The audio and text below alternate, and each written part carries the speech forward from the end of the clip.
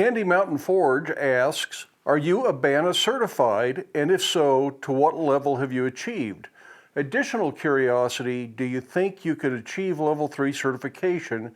Because I'd love to see that documented through your lens. Well, let's start at the end of that. I would love to document that process and work through the level 3 grill. It is not something I have done, nor do I think I am capable of finishing that project with my current skill level. That's something I would have to build up to. I've spent a long time as a blacksmith, but I have not progressed to that level. I've done lots of simple work that sells to the customer base that I've had over the years. And that's a whole nother level. That's a whole nother skill set. And that's where I would like to get to in my blacksmithing. So I'd like to go through all that, work on the level 2 and the level 3 grill. And I would love to share that here, although I'd have to check with ABANA since I'm not an ABANA instructor. I hate presenting their material on my channel without talking to them first. Now, to get back to the beginning of the question, no, I am not certified by ABANA. And personally, I could care less about the certification. The certification is totally irrelevant as far as I'm concerned. It's the education that's important, and I would love to have the education. I did take the ABANA Level 2 training when they had it on Zoom a few years ago, and I think they repeat that from time to time. Well worth taking, especially if you have the time to go through all of the projects as you go through the training. It's one class per month, and then if you can do all the work between then and the next class, you can keep up with it. I'm so busy doing other things in the shop, other things around the house, trying to keep videos going out on a regular basis, that I fell behind very quickly on that, and I never got to the point of doing that level 2 grill. And even that is something that I would need a lot of time to work on. I think I would need to set aside at least a full month, if not 2 months, just to do test pieces and practice those skills so that I can really get it right. And that's the whole point of trying to learn these things, is to develop those skills to the best of your ability, not to just sneak through with it. So I think the ABANA curriculum is a good curriculum. I think it's good material to learn. But my biggest problem is kind of reflected in this question as far as, am I certified? Like I say, I think the certification is irrelevant, and worrying about whether somebody is or isn't certified to some level in any organization kind of starts to feel like a form of gatekeeping to me. It says, well, if you're not certified to this level, you're not allowed to participate at this other thing. And I've been in organizations like that there were things that I had more skills, more experience than other people in the organization, but because I hadn't taken their specific class, I wasn't allowed to participate in this other thing going on, that those classes were a prerequisite. So I hope that this never starts to be a prerequisite in anybody's minds, or it's something you use to evaluate whether somebody is really a good blacksmith or not a good blacksmith. There are so many ways to do things, so many different possibilities in the world of blacksmithing, that while the ABANA curriculum is a great education, and it's one way to do things, a right way to do things, it is not the only way to do things, and certainly not the only right way to do things. And it should just be taken as one set of possibilities. Hope that answers your question. Sky Knight asks, can we get a tour of your shop?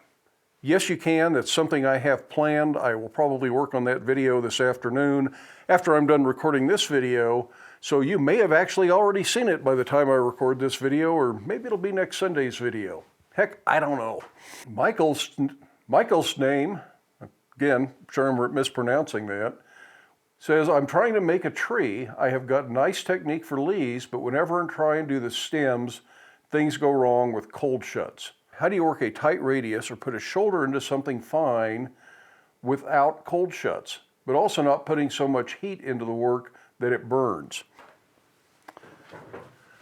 Now, I think you're talking about this little transition point between the leaf and the stem here, and that is a really easy place to create a cold shut. Leaving enough mass as you work the leaf and as you start to work the stem means you have something to deal with, and if you start to see a cold shut forming while there's still plenty of material, you can stop and file that out so it's not going to create as much of a problem.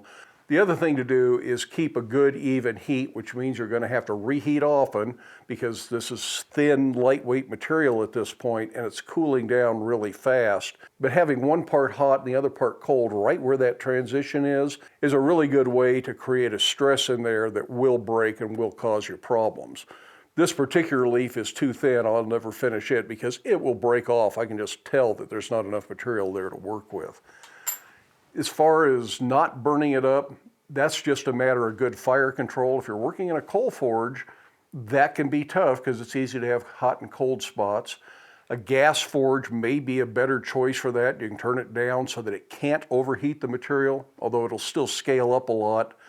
And an induction forge may be the ideal thing for it. I really like doing these small projects in the induction forge. But in a coal fire, just a matter of good fire control and keeping an eye on your work and not losing it down in the fire. I hope that answers the question, but in the long run, it's just a matter of lots of practice. Lee's Freelance asks, why do the splats, top of the hook where the screw goes, always comes out crooked?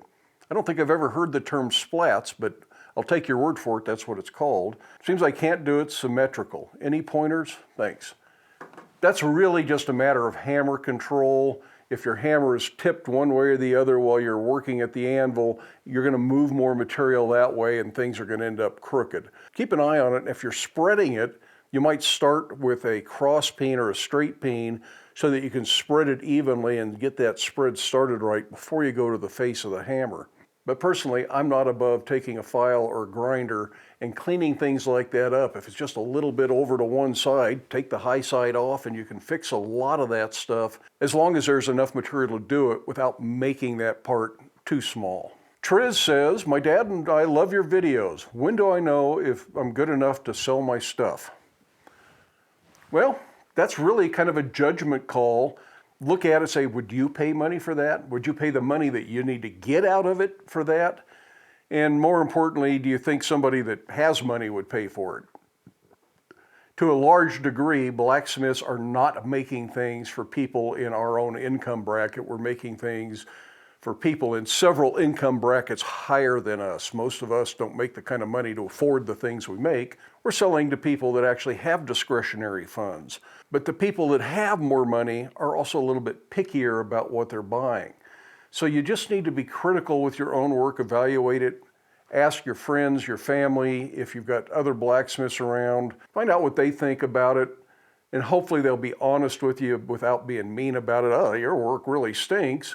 Instead of that, hopefully they can give you some good feedback on why they would or wouldn't spend money on it. And then the other thing is to look at other people's work, people making similar items. Are you making hooks or fire pokers or something like that? Go online and look at what some of the other hooks and fireplace pokers that people with established blacksmithing businesses are actually selling and getting paid for. If your work is at least up to that level, you're probably ready to start selling. If you're not there yet, maybe a hold off. Maybe your work is better than that and you'll really excel at selling your work. Josh Cotton asks, coal versus coke for forging, advantages and disadvantage of each and your personal preference based on experience. Oh, that is tough. There are advantages to both. Coke, of course, is what coal becomes as you burn all the impurities off.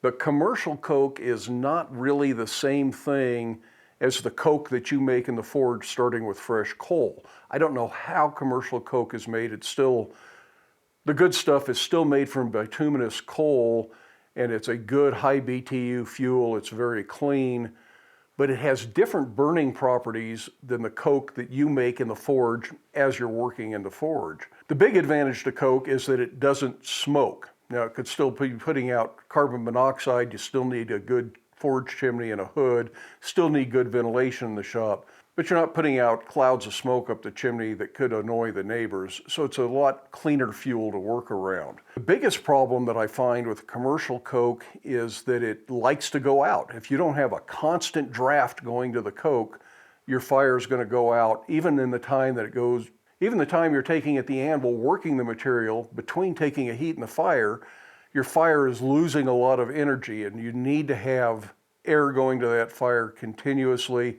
And certainly if you got to go to the grinder or find a tool or answer the phone or take a bathroom break or whatever the case may be, you gotta leave a blower going all the time. So hand blowers or bellows or any of that stuff are terrible for a coke forge. You need an electric blower. And it's okay to damp it down some or turn the rheostat down if you got a speed control. Then the coke will stay burning and it will stay hot, and you can turn that back up when you get back to the fire. But if you just walk away and leave it for more than a minute or two, you might have trouble with your fire. And I've found that to be a real problem when using coke for video production, where I like to turn the blower off so it doesn't distract from the video while I'm actually working at the anvil. And then I really have trouble keeping the fire hot enough for the day. Coal, on the other hand, is probably a little bit more readily available, probably costs less for most people, although I find if you're having to buy bagged coal or bagged coke, the price is very similar. Coal requires a little bit more skill in building your fire so that you're building the outer part of the fire with green coal where it can get hot and convert to coke.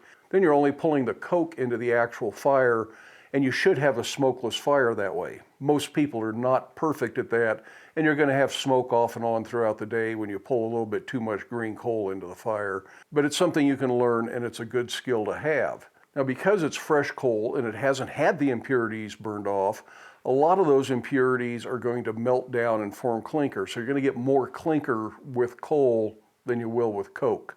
Coke will still produce clinker, and the scale off your material, welding flux, all that still adds to the clinker, but coal is a little worse than coke. So it's really kind of a personal choice on what you get used to, and I think if you spend a year working with either fuel, you will figure it all out, you'll learn how to work with it, you'll like it. If you work with it a week here or a week there, you switch back and forth, you're probably going to have a hard time really understanding the properties of whichever fuel you're working with at the time. Now, it isn't a very committed answer. It really is a personal preference. Dan Nelson says, you mentioned making a brake drum forge. I see a lot of people recommending the use of a brake rotor instead because it is not as deep of a pot. Maybe discuss advantages and disadvantages. Well, when I get around to doing a brake drum forge or a brake rotor forge, I will discuss that. I will try to get one of each. If I can find a shop that's throwing them away and doesn't want to charge me an arm and a leg for them, and then compare the differences in the depth. You do want a good deep fire pot to forge, but if you got a brake drum that's this deep, that's way too deep a fire pot. On the other hand, if you got a rotor that's only that deep, that's probably not a deep enough fire pot. So it sort of depends on what you have available and what kind of a vehicle these are coming off of, but I have heard a lot more people using brake rotors lately than brake drums. Never tried that myself. I made a brake drum forge. It was 1984, so it was 40 years ago. That was my very first forge, was a brake drum forge. And it was really not a very good forge. There was nothing about that setup that was better than a good cast iron fire pot and a real blower, but it was better than working in a hole in the ground. Quentin Wood asks, is it better to let metal cool over time or quench it with water? Well, it depends on what you're trying to do, really. If you're hardening and tempering and you're using water quenched steel that needs to be quenched in water, then it needs to be tempered. If you're just making ornamental work out of mild steel, in theory it can be quenched. It shouldn't hurt it a bit. Even at a red heat, it shouldn't harden it. But if you've got any little stress risers, cold shuts, things like that, that could provide the shock that causes that to become a problem later. So it's better to let it air cool if you can. At least let it cool down into a black heat and then quench it. But there are a lot of times you need a controlled heat, and you've got it in a coal forge that has a heat this long, but you only need that much heat, and you're going to have to quench the end of it or pour water over it or something to get the heat right where you want it, to make that bend or to get the twist just the way you want it. So sometimes you do have to quench it, but often you're then reheating it and you're relieving any stresses you might have created during the quench.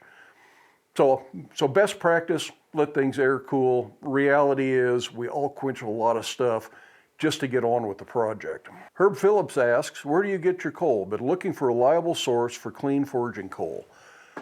Coal is becoming a bigger problem all the time. There used to be some outstanding mines in Colorado. Well, the mines are still there. They're just all shut down. They've been closed up because industry in the area doesn't really burn coal anymore. Colorado Fuel and Iron, or CF&I, which was a big steel mill in Pueblo, at least it used to be CF&I. It was sold and has another name now, but in any case, it was built where it was because of good access to good high BTU coal. So there used to be a lot of good mines around here, but the steel mill doesn't burn coal anymore. The steel mill uses an electric induction process. It's cleaner, it's more efficient, more cost effective for them. And as they quit burning coal and other industries in the area quit burning coal, coal has become harder and harder to find. Most of the mines are closed down now, and it's not something you just go up and sneak in the mine and steal coal. Most of them seal the entrance up with concrete so nobody can get back into them. The closest source I know of for me, I think, is out of Raton, New Mexico. And I've never actually been down there, but the Rocky Mountain Smiths, the blacksmithing group I belong to, does buy coal from them and makes that available to members. My experience with that coal and a lot of the other coal I've been able to get locally the last 20 years really, is that it's kind of dirty coal. It's not real clean. It gets up to welding heat. It's good high BTU coal, but it has so much impurity in it that it creates really nasty clinkers. You got to spend a lot of time cleaning out your fire, and it really is not as pleasant to work with as the stuff that you used to get when all the mines were operational and producing coal on a regular basis. The mine in Carbondale, Colorado used to make some outstanding coal, and I would probably burn coal as one of my primary fuels if I could still get that quality of coal on a regular basis. If you're back east in coal country, you probably have better access to coal. The rest of us, if you want coal, you got to have it shipped. Either you go to some place like a farrier supplier that brings in good smithing coal and sells it by the bag, probably $25 to $30 a bag these days, or you have to have a pallet of it shipped directly to you. Probably costs about the same amount by the time you pay shipping and all that kind of stuff, and it gets really expensive. I find coal to be one of the most expensive fuels that I can burn in the shop, and that's one of the reasons I don't use it. It's also more time consuming because you got to clean out the fire and deal with clinkers and all that kind of stuff, building a fire every day. And it's just one of the reasons I prefer working in propane. I don't have a really good source for coal. Any of the blacksmithing suppliers, Blacksmith Supply, Blacksmith Depot, Pay Tool, Centaur Forge, they all have coal for sale, and they'd be happy to ship you a 50-pound bag. But with shipping, you're probably looking at $50 or $60 for a bag of coal, and that might just be 2 days of work, and that gets really pricey. So if you know other blacksmiths in your area, ask them where they're getting their coal, try it out, see if it works for you. If not, it's either spend a lot of money on it, maybe go to charcoal, or maybe even make the switch to propane. That's another one of those that doesn't help a lot because fuel availability is different for everybody.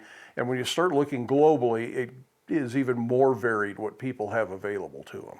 I think we have time for one more. Robert Muntz says, I'm trying to figure out what exactly is happening when the metal immediately turns bright red when it cools or is quenched. I assume it is some sort of oxidation or rusting. Happens more extreme in the gas forge. Is there a way to prevent or combat this? Any insight would be greatly appreciated. It's just another form of scale that turns red because all scale is an iron oxide, and natural rust turns red for a reason. A lot of the forging scale, you never see it as red because it falls off when you're forging. It is certainly worse in the gas forge. Gas forges, that's one of their downside, is they produce this nasty red scale that is a little bit harder to get rid of. Aggressive wire brushing when you bring it out of the forge can help. Wire brushing at the end of the working cycle helps a little more. Working down into a little bit lower heat as the piece starts to get refined can knock off some of that scale. But in the end, you may have to wire brush it, tumble it, pickle it, do something else with it to get all that scale off. It can be a real annoyance. One way to kind of prevent it from happening is to make sure your forge isn't burning with too much of an oxidizing fire. If the chokes are open too far in your gas forge, maybe you're getting more oxygen to the fire, so you're creating more iron oxide. Same thing with a solid fuel forge. If you have more air and the fuel isn't burning that up before it gets to the material, you have an oxidizing fire, so you're creating more scale. So like I say, closing the chokes on the gas forge, or making sure you have a good deep fire and that your blast on your blower isn't too high in a coal forge should help with that a little bit. But in the long run, you just have to be prepared to clean things up when you're done with them. If you'd like to provide financial support for the videos here at Black Bear Forge, you can do that through channel memberships or through Patreon membership. Channel members and Patreon members receive early access to most of the videos. Patreon patrons also receive ad-free versions of those videos when they get the early access, so they don't have to watch any annoying ads on YouTube. But for all of you, thanks for stopping to watch the video. I hope you have time in your day to get out to your shop, make something, stay safe, wear your safety glasses. We'll see you for the next video.